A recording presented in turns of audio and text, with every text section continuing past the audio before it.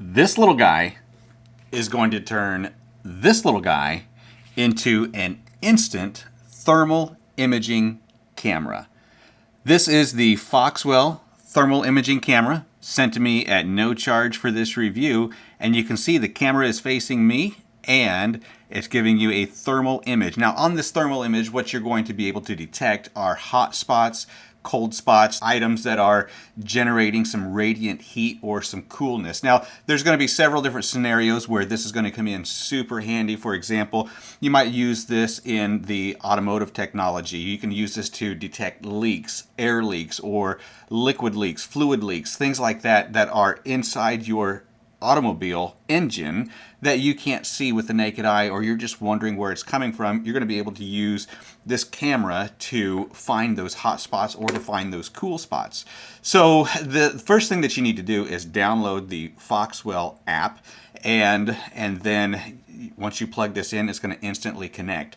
So you get the camera. You also get an extension here. So what you can do with this is you can connect it to your camera, and then you can also connect it to your phone, and you can have an extended camera so that you are not kind of just tethered right to your phone. For example, if you were looking down into your car engine and you wanted to see down past the headers or what have you, then you can take your camera and you can drop it down in there like that, and you can still get the image from a distance. So that's super nice because you're not going to be able to get your phone down in there and see your phone at the same time, so you can drop a camera in.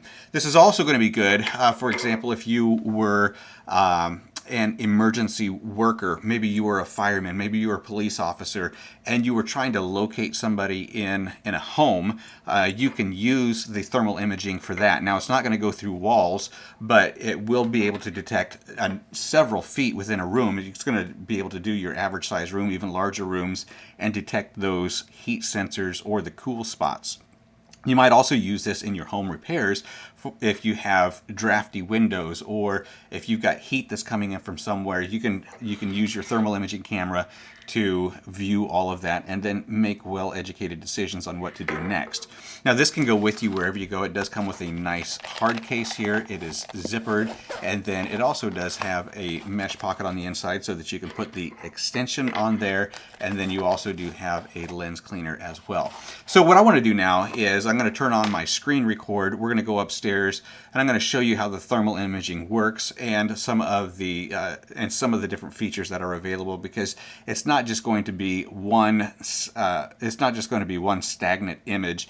It's going to be continuously monitoring temperatures, giving you hot spots, cold spots, steady spots. It's also going to put that into different colors. You can do white hot, you can do cold hot. There's just so many different options that I think it's going to be very valuable for us to just take some time and look through all of the different settings and the options that are available on the Foxwell app for the smart imaging camera. So let's check this out. Okay, so when you put your camera into the charge port, this is what's going to happen first. The image is going to begin to initialize, and then once it's initialized, it's going to come up on the screen. What we're looking at here is my living room floor, and that is a dog that is sleeping in the middle of the floor. This is a little Shih Tzu, and you can see that his temperature is not real hot right now.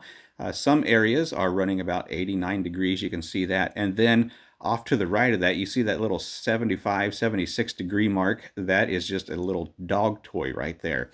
So what we're looking at here is a blue screen with all of the hot spots and cool spots being illuminated and being tracked. So you can see you've got the center of the screen, and then you've also got your high and your low. So what you're looking at over there that's running about 83 degrees is a digital photo frame. So over in that corner, there's a lamp. You can see there's a window, but that digital photo frame is putting off some heat.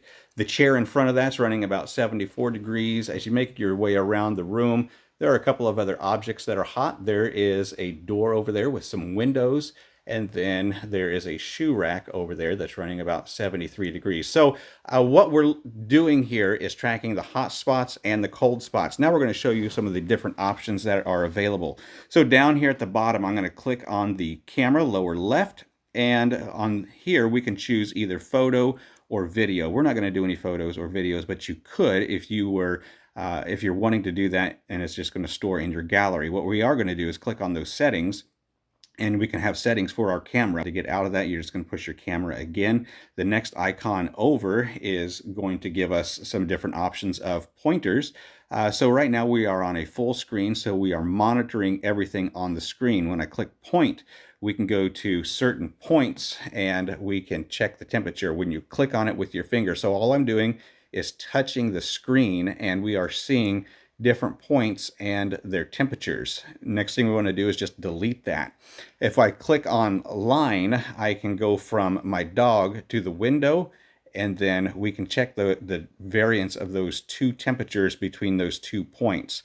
Again, to get rid of that, we're just going to push delete, and then you can also push frame and just get all the temperatures that are within the frame. Back on full, we're just going to go back and monitor everything. Next icon over is going to be our camera. So you can see in the upper left hand corner there is the dog that we was looking at, and as we go around the room, there's that window, there's that camera over there, that photo frame over there. We're getting ready to go camping, so we got a bunch of stuff out. There's that door that we was looking at. If we go on Fusion, we can overlay that with the Fusion, and we can get a different look at things. Then the next icon over is going to give us our palette. We need to go back here, and we need to turn that off. So the next icon over is going to give us our palette, and on our palette we can do whatever we want to. We can do a white hot, black hot, different palettes of fusions. I don't have all the names of these, but you get the idea of the different options that are available. So you're just going to do the one that's going to be most appealing to your site and just allow you to get the best reading possible. Next icon over is the temperature, and what we can do with the temperature is that we can set the temperature low and high, and then we can also set an alarm. Now in this screen, if we push the 3 ellipses, what we're going to get is the option to make our screen just a little bit more contrasted, sharper. We can set those alarms with our highs and low temperatures, and then we can also do some pseudo colors if we wanted to, and then we can rotate the picture. Notice how the dog flips depending on how you are holding the camera. Remember, if we are using that extended camera, then maybe we want to flip the picture as we are dropping it down into the car engine or around a corner or wherever we may be using it. The mirror is going to just flip it from one side to the other, and then we can also change the font color if we can't see those temperatures very good. Down at the very bottom, we've got our home, then we've got our monitor. We can do a real-time monitor. We can generate a graph if we wanted to. This is where all of our pictures are going to be. There's a report of everything that we have recorded, and get an idea of a room temperature, get an idea of where drafts are, where hot spots are, where leaks are in engines, or where people may be hiding in homes. Probably the first thing that you would want to do when you open this up is go into your settings and change, if you needed Celsius or Fahrenheit, you can calibrate your temperature right here. All sorts of different settings that you can set to your own personal standards. You got your image calibration that you can do there if you wanted to. You can change the language, and then you can also look at the about information. So I hope that this tutorial was very helpful for you in using the thermal imaging smart camera for your Android phones.